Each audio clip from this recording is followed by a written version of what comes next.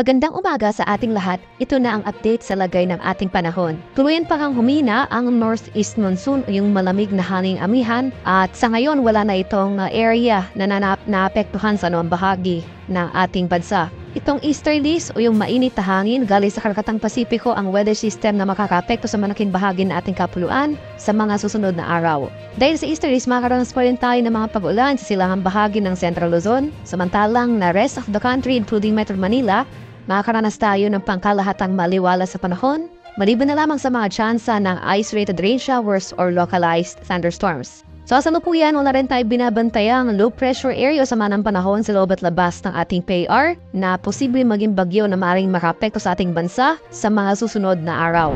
Para naman sa magiging lagay ng ating panahon ngayong araw dito sa Luzon, dahil sa easterlies, makakaranas pa rin tayo ng maulap na kalangitan na may mga kalat-kalat na pag-ulan, pakulo at pagkidlat dito sa eastern section ng Central Luzon. So sa lalawigan ng Aurora, ngayong madaling araw pa lamang may mga naobserbahan na tayong mga kaulapan na may mga pag-ulan. Inasahan natin na later in the day, mas malaking area pa ng Aurora ang makakaranas itong mga kaulapan na may mga kalat-kalat na pag-ulan na may pakulo at pagkidlat na dala ng easterlies. Dito naman sa nalalabing bahagi ng Luzon, kabilang na dyan ang Metro Manila, magpapatuloy itong fair weather conditions maliban na lamang sa mga tsansa ng pulo-punong pakulan na may pakulo at pagkilat na dulot ng thunderstorms kadalasan sa hapon hanggang sa gabi. At dahil umina nakakamihan, asahan pa rin natin yung pagtaas ng maximum temperature na ating naitatala kadalasan sa tanghali hanggang sa hapon sa buong Luzon area.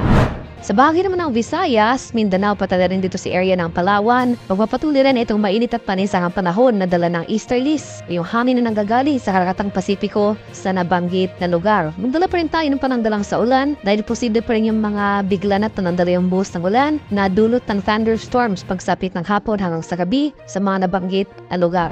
At sa kalakay naman natin karagatan, sa kasalukuyan, wala pa rin nakataas na gale warning sa anumang baybay nating kapuluan, banayad hanggang sa tamtamang pag-alo na ating inaasahan sa malaking bahagi nating bansa, kaya naman malayang makapalaot ang ating mga kababayang mangingisda at may mga maliliit na sasakyang pandagat.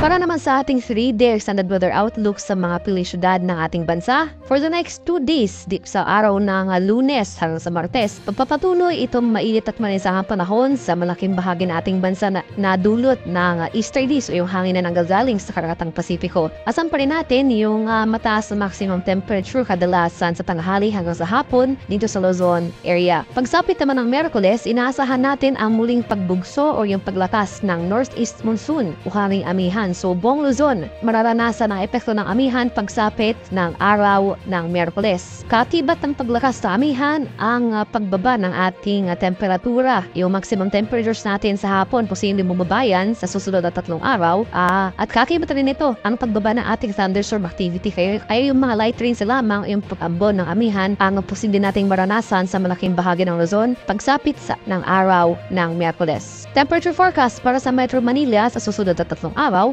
posible maglaro mula 23 to 32 degrees Celsius, 14 to 24 degrees sa Baguio City, at 24 to 32 degrees Celsius sa Legazpi City. Sa bahagi naman ng Visayas, magpapatuloy rin itong mainit at marinsangang panahon na dala ng easterlies. Asan pa rin natin yung mga tsansa ng localized thunderstorms at pagsapit nga ng hapon hanggang sa gabi. Temperature forecast para sa Metro Cebu for the next 3 days, posible maglaro mula 24 to 32 degrees Celsius. 24 to 32 degrees naman dito sa Iloilo City at 24 to 32 degrees Celsius sa bahagi ng Tacloban City. Gayon din sa Mindanao, inaasahan pa rin natin ang patuloy itong generally fair weather conditions for the next 3 days. Wala pa rin tayo sa mga ng panahon na inaasahan na makakaapekto sa nabanggit na lugar. Tuwin pa man, magdala pa rin tayo ng panangdalang sa ulan dahil posible pa rin yung mga afternoon rain showers or thunderstorms. Temperature forecast para sa Metro Davao for the next 3 days, posible maglaro mula 24 to 34 degrees Celsius. 24 to 32 degrees naman dito sa bahagi ng Cagayan de Oro City at 24 to 34 degrees Celsius sa bahagi ng Zamboanga City.